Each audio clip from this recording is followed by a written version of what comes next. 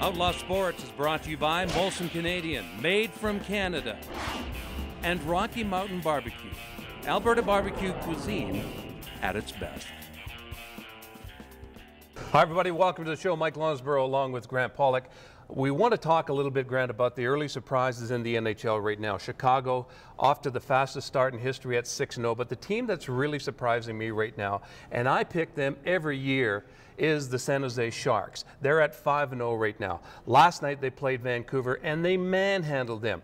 The thing about it, Grant, is the way Patrick Marleau, who everybody jumps on in the playoffs, doesn't show up, is really playing inspired hockey. He's got 9 goals in 5 games. He tied an all-time record for the most multiple goals in a 4-game stretch, which goes back to 1917. This guy is really playing the hockey that Patrick Marleau is known for. And this team looks to be a strong contender in the West. Oh, for sure. They always are. They always have been.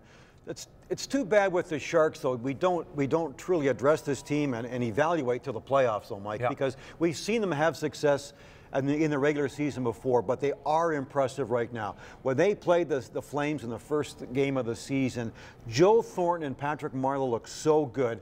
Joe Thornton, he went to Davos, Switzerland during the lockout this time and again in 04. When he came back last time and again this time, he is off to a great start like he was in 04. So playing in the lockout has really helped Joe Thornton. That makes Marleau better. They look great. However, we can't evaluate this time, Mike, until May. Yep. Well, Grant, just looking at them, because they've sure faded in the playoffs in the past, but this year they've got it all. I'll tell you. Maybe a short season will be better for the Sharks, for Joe Thornton and Patrick Marleau, these veteran guys. They're one of the biggest teams in the NHL, Grant. Especially at center. Yes, and Ryan Clough, 35 minutes before the puck was even dropped last night, they were in Burrow's face. They were smacking him. They were butt-ending him. He was losing his mind. I think that's how you have to play the Canucks. The Vancouver Canucks they went 0 for 7 on the power play last night.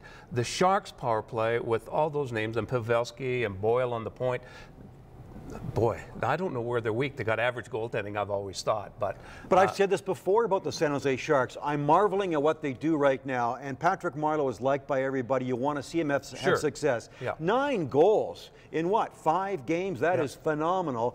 He and Thornton lead the NHL as of the start of the week in scoring. That is incredible. But the Sharks somehow don't get it right come playoff time. So enjoy the Sharks right now, but let's evaluate come May. We talked about early surprises. The Boston Bruins are on a roll. Their power play still stinks, but Claude Julien says, well, big deal. We're still winning.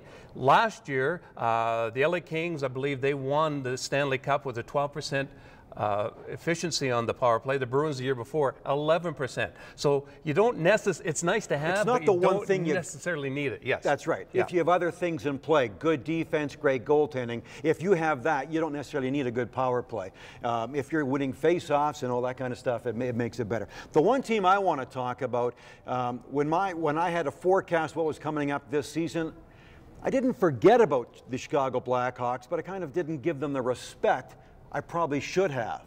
Yep. I don't know why, because they're off to a 6-0 start. And when you think they still got Patrick Kane, they still have Jonathan Toews, Patrick Sharp, some great Hossa. Marian Hossa is back after getting hurt in the playoffs last year. I only question Chicago because of their goaltending with Corey Crawford and Ray Emery. But it seems like they're getting the job done. That is one team that probably doesn't get the respect it should right now. Yeah, and they're only 3 years removed from a Stanley Cup too, Grant. And even some of those 7 games series that they were playing, especially that one against Vancouver, where they probably should have won that one. But yeah, it's a team that you still have to give a little respect because you didn't hear people before the season began mention Chicago very much on the West. Well, because they got rid of everybody, right? They had to unload all those contracts. I thought they got id of everybody too, but they sure kept a lot of guys. Sure they did. They just don't have that #1 marquee goalie, I guess. But Crawford and Emery, they won. Crawford's played 5 games. Emery won. They seem to be getting the job done pretty well.